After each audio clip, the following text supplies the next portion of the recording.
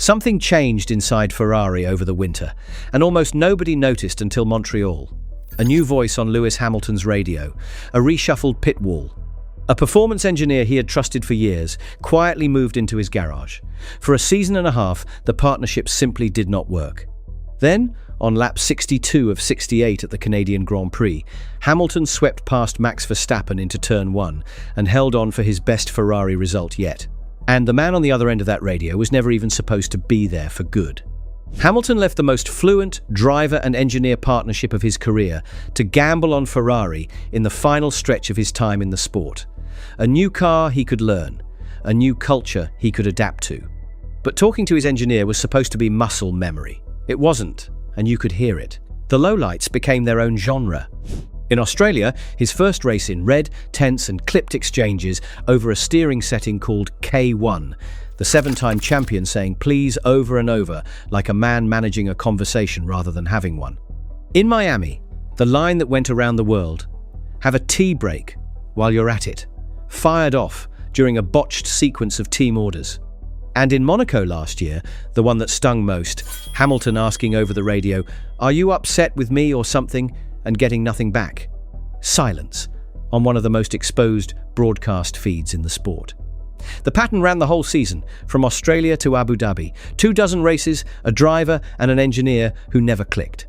But here is the detail that complicates the easy version, and it is the part that actually matters for what comes next. Some of the sharpest analysts in the paddock argued the frustration was never really about the man on the radio at all. It was aimed at Ferrari's strategy department, a separate group in a different part of the operation, making the in-race calls Hamilton was reacting to. If that's true, the problem was structural, not personal. And swapping one voice would not fix it. It would just change who reads out the bad decisions. Keep that question in your head, because it is the one Monaco is about to test. So Ferrari did something about it, quietly. In January, the team announced that Hamilton's race engineer, the man who had been on the other end of all of those exchanges, was moving to a new position inside the organization, running part of Ferrari's driver academy and its historic test program. A sideways step, framed neutrally, the kind of personnel note that barely makes a ripple in the off-season noise. But underneath that calm announcement was the real headline. Hamilton would start his second Ferrari season with a different voice in his ear. That voice belongs to Carlo Santi. And here is the part that got glossed over. Santi was not some junior thrown in to fill a gap. He is one of the most experienced engineers inside Ferrari, a man who has spent years on that pit wall, who once ran the radio for a Ferrari world champion through a full season, and who served as that same champion's performance engineer before that.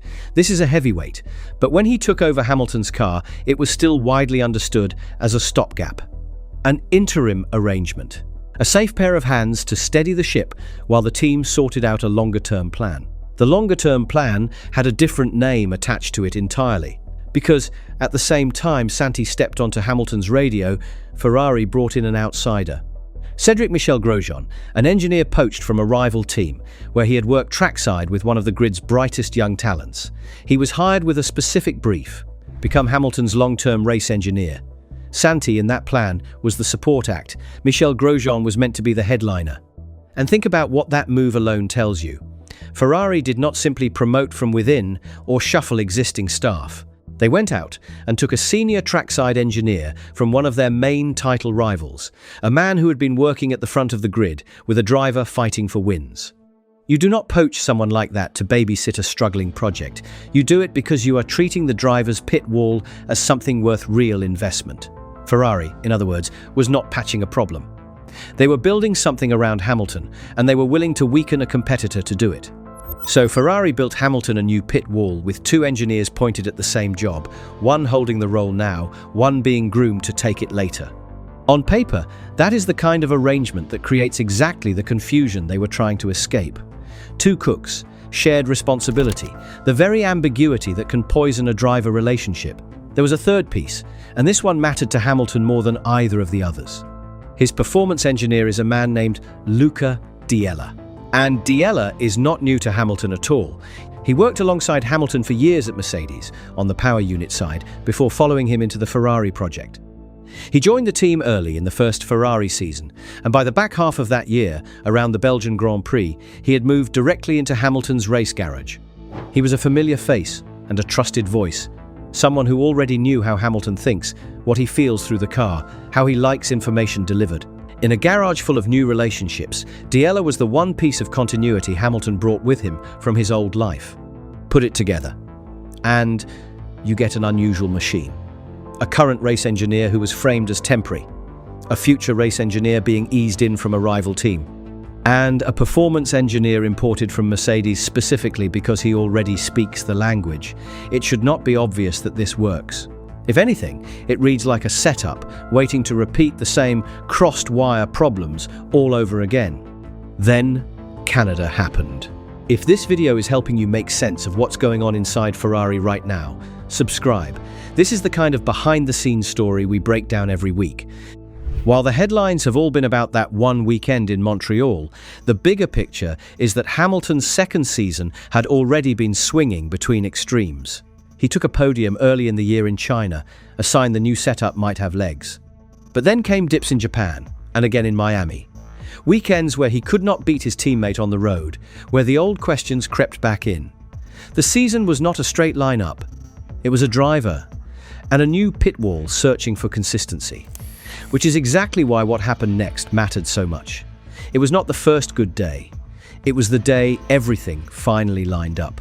Step through that weekend, because the result was not a fluke that fell out of the sky. Hamilton was quick from the start. He out-qualified his teammate, Charles Leclerc, in qualifying for the sprint, and again in qualifying for the Grand Prix itself. That is not a small thing. Leclerc is fast, and beating him cleanly on a Saturday is a marker that the car and the driver are in tune. Then in the race, Hamilton stayed in the fight at the front, and with 6 laps to go, he pulled off the move that defined his day, diving past Verstappen into the first corner and refusing to give the place back. He crossed the line second. His strongest finish since the day he joined the team, and his second podium of the year. And when he climbed out of the car, the thing that stood out was not the result. It was the way he talked about how he got there. Hamilton said he had gone his own way on setup that weekend, sifting through the data himself and working closely with his engineer to land on a direction. Then he described that engineer in terms he had simply never used in Red before. Absolutely awesome, really loving working with him. For a driver whose radio had been a running headline for the wrong reasons, that was a hard turn. He went further. He said he was elated, proud of how hard the team had worked, and then, with what was described as a deep sigh of relief, that he finally has the engineering team he has been working towards. Finally, one word, carrying 18 months behind it.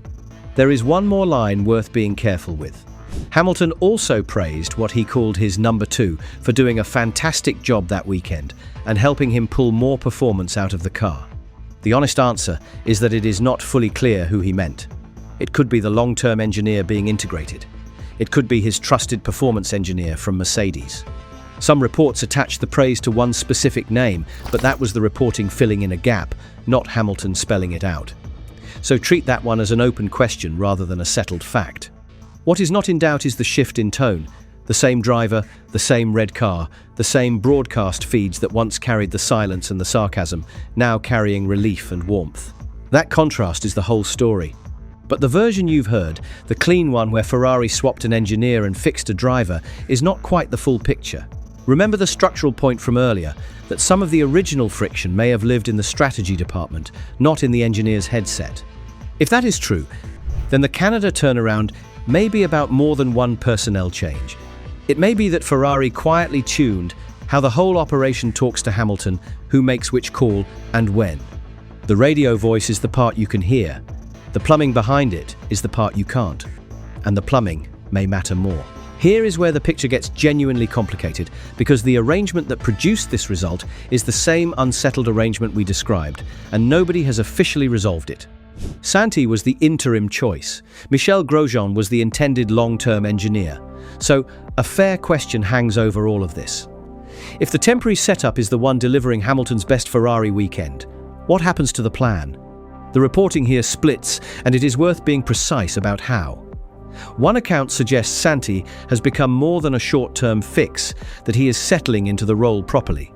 Another, from a respected paddock journalist, frames it differently, describing Santi as support to the longer-term appointment that is still coming.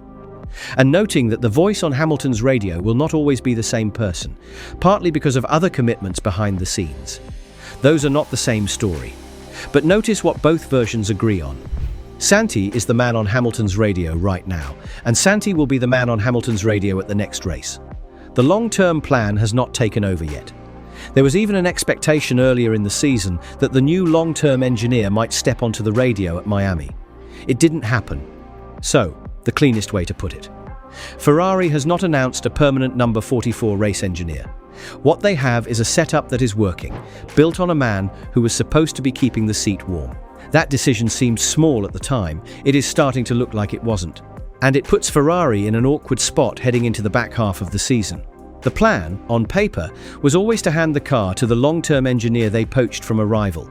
But you do not break up a partnership the moment it starts producing the best results of a driver's time at the team. Move too soon, and you risk throwing away the very thing that just clicked.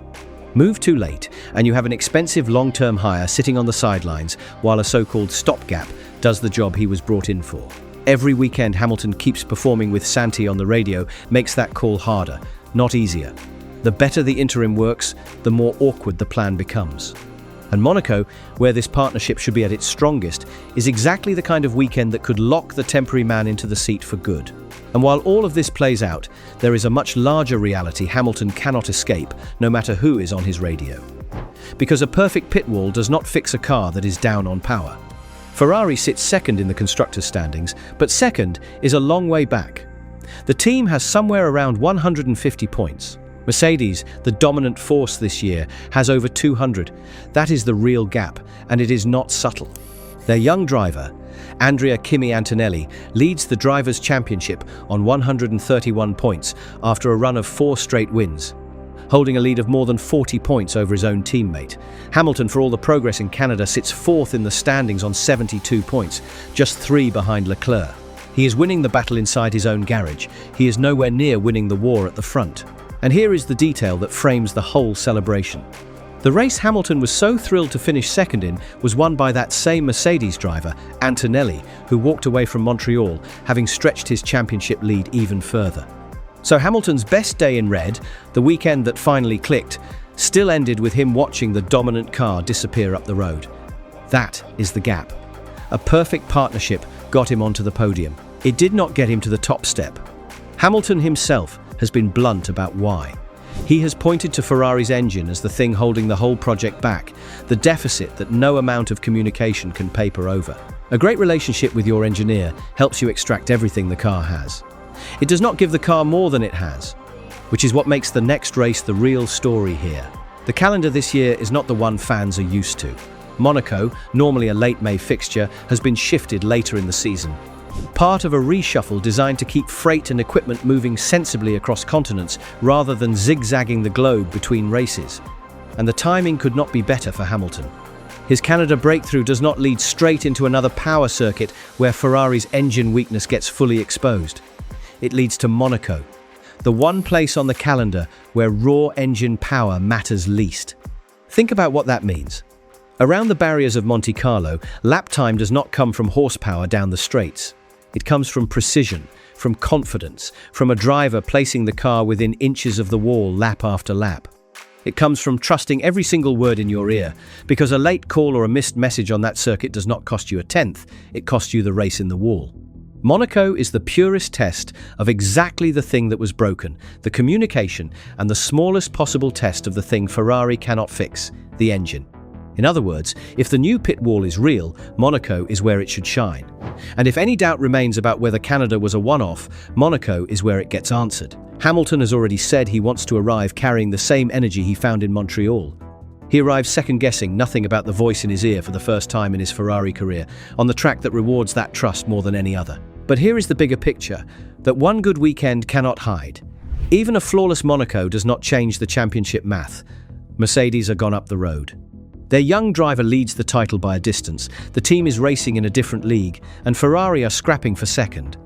A perfect partnership turns a fifth into a podium. It does not turn a Ferrari into the fastest car on the grid. So the ceiling on all of this, no matter how well the radio works now, is set by the engine in the back of the car. And that is a problem no engineer can talk away. So the real question isn't whether the radio is fixed. After Canada, clearly something is. The real questions all point forward. What does Ferrari do with the answer they stumbled into? Hand the seat permanently to the man steadying it now, or go back to the original plan and risk breaking something that just started to work? Can a driver in the final stretch of his career drag a second-best car into wins on the few weekends, like Monaco, where the playing field flattens out? And does any of it matter in a season a rival has already run away with? For 18 months, the story of Hamilton at Ferrari was something you could hear going wrong over the radio. Now the radio's gone quiet for the right reasons, and the next chapter gets written next week on the one circuit built to prove whether this partnership is the real thing. Subscribe, and we will be there for the Monaco answer.